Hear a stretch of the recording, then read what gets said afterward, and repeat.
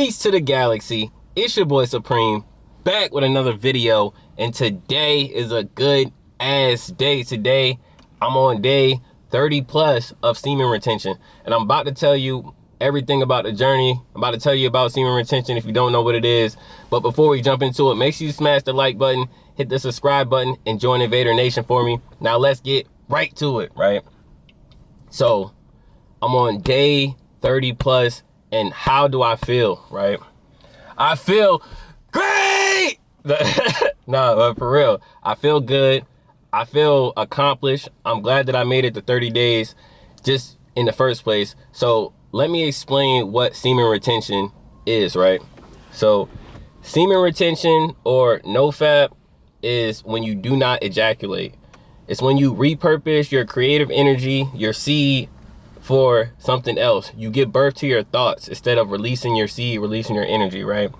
I first came across semen retention when reading the book Think and Grow Rich. So chapter 11, Think and Grow Rich, talks about the mystery of sexual transmutation, right? And in that chapter, Napoleon Hill states that sexual desire is the most powerful of all human desires, right? And when driven by desire, man can develop keenness of imagination, courage, willpower, persistence, and creative ability unknown to them at any other time, right? So basically, this is the juice. This is how you go Super Saiyan as a man, right? You just take that time to focus on you, you know what I'm saying? Just hold in your energy, right? Most men ain't never gonna even reach this level because, you know, they too busy chasing women all day and exerting their energy, whether it be digitally, watching porn, watching videos. Come on now, look how you look, man. Watching the screen, just step back a little bit. Just look how you look in a room, just, you know what I'm saying, playing with yourself in a room, man. Imagining girls there. You look, you know what I'm saying, pitiful. So just this 30-day thing isn't about attracting women or getting real life women, right? It's about repurposing that energy for something actually with a cause, right? So when you wake up in the morning, you got morning wood, repurpose that energy. That's when it's time for you to work out. That's when it's time for you to read. That's when it's time for you to study. That's when it's time for you to do anything that aligns with the frequency that you want to be, because that's what you're doing on this. When you're holding in your energy, you're raising up your vibration, your frequency, so you can attract things on a higher level, so you can think on a higher level, right? And a lot of high achieving people throughout history talk about semen retention. We've seen people like Mike Tyson said that he did semen retention only because fighters before him were doing it, and then he wanted to be considered great just like them, so he did it. You know, we got other people like Patrick Bet-David talks about he went 17 months at the age of 24 with no sex so he could become a millionaire, right? We talk, who else? Antonio Brown, he says during the week of a game, no sex so he can have that energy. He talks about, like, if he would have sex during the game day, he would have an off game, or he would be slow, or he wouldn't feel like himself, right? So there's a bunch of people that talk about semen retention. Let me tell you about my personal experience throughout this 30 days, right? So I went into this journey to, like, just really focus in and, you know, figure out what I wanted to do with my life. I got my birthday coming up soon, and I'm real, like, introspective. So I'm like, you know what? Let me just reset my life right before I go into my new year. And that's what this is for. So anybody that wants to reset, or you feel like you're not where you want to be at in life, I recommend you just cut out the sex for a little bit. Just forget women for a second and focus on you. Find out who the hell you really are, you know, what you really want to do, right? So let's start with week 1, how it was, right? So it sounds crazy, but, like, week 1 is the hardest week. Once you get over week 1, I think that's, like, you know what I'm saying, you're doing something. So week 1, I went cold turkey. I'm talking about no porn. I'm not even using, like, Instagram that much because I don't want to be looking at girls twerking and all this stuff, just that anything that can get into my mind. So it's about really clearing out your diet, resetting your brain of how it even views sex in the first place, right? So in the first week, you're going to be on edge. Like, you're going to be a little irritated. You know what I'm saying? I say, like, after, like, the 4th day, you start to just think a little bit deeper. So, you know, it's important to, like, get into a little routine. Try to get into a little routine where your mind isn't thinking about sex all the time, if that's what you're going through, or just when you feel that urge to release, just make sure you have a list of things to do. So before you even take on this journey, a lot of people think this journey, all right, I'm gonna just hold in my seed and then, you know, women are gonna start loving me. No, you have to have a list of goals, you know what I'm saying? Something to do to take your mind, you know what I'm saying? The whole purpose is to give birth to your thoughts. So you have to have specific thoughts so you can be in control of what you're giving birth to, right? So some of the things I did during the first week, I did intermittent fasting. That's something I do typically like every week, but I made sure I fasted during this time so I could be real clear, real light on my feet. And, you know, I journaled down my thoughts, right? So by the end of the first week, you have more energy, overall more motivation, right? More mental clarity. I wouldn't say like, you know what I'm saying, it's a huge change, but you definitely have more mental clarity because I feel like you have more bandwidth, because you know how much time do you spend really scrolling, looking for sex, you know what I'm saying, looking at girls that you're not even going to have sex with, but just looking at them, you know what I'm saying, just wasting your time. So week 2, like I said, most men not even finna make it to right here. Week 2, I said week 1 is the hardest, but week 2 is right there, you know what I'm saying? So week 2, you're gonna feel the tension.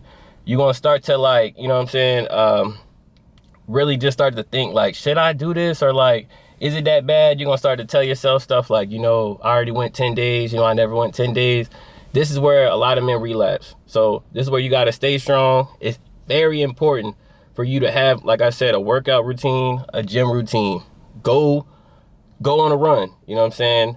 Meditate, do anything to get rid of that edge. Read, study, tire yourself out, make sure your mind, your thoughts are clear, because anything, like any simple thing, you know what I'm saying, could just pop up and then you could relapse. You could see a girl twerking on Instagram and then you just want to go watch a little video and it's all over with. So stay focused, right?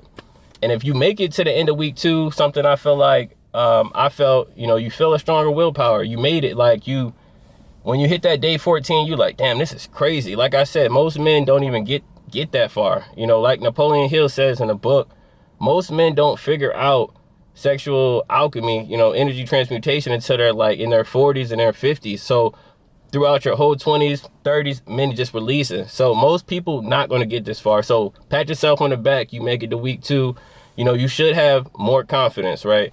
By the end of week 2, you're going to start glowing. You know what I'm saying? You become more magnetic to people around you, not just to women. This is the part where, you know, people who want to practice no fat for, they want to be, oh, you know, women are going to love me because I'm just letting off all these hormones and stuff. This is the part that they're talking about, right? I don't want to say it's just that dramatic where women are falling all over you, but you become more magnetic to everybody in a sense of friendship, just conversations. People want to say hey to you. People might hold the door open for you when you're going in the store.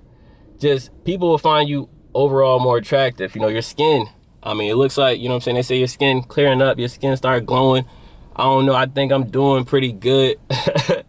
But let's see, by the end of week 3, right, like I said, people find you more attractive. It's a different look in your eye.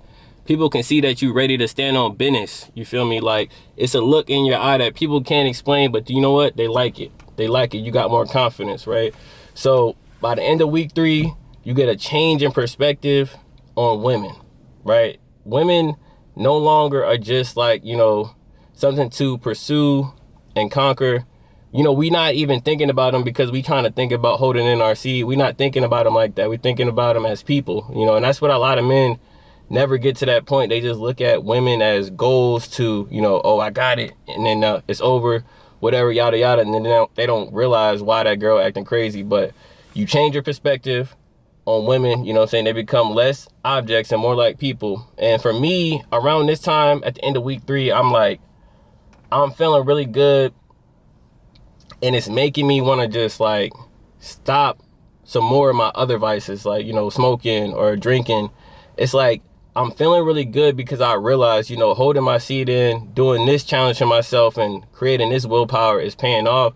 And it's making me want to just, I'm saying, I'm thinking deeper. I'm like, you know, what else can I do to enhance my life? You know what I'm saying? So I started wanting to use social media less. I started seeing Instagram as like, everybody on Instagram is just selling something. Like, it's females selling their body, men selling themselves so to females. That's why they're showing, you know, piles of money. They're showing the cars and jewelry that they got. You know what I'm saying? It's all social media is people selling you something. And that's how it started to get really like, damn, that's all this is, when my perspective shifted, right? So let's go into week 4.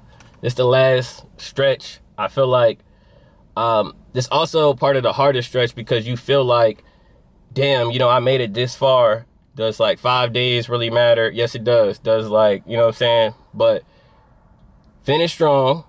Week 4, some of the things I recognize, you know what I'm saying? Feeling of like the most driven, and the vision has been like the clearest has ever been. You know what I'm saying? I feel like this was definitely well needed. I felt a really good feeling of self-satisfaction. Like, you know what? I did it. I made it this far.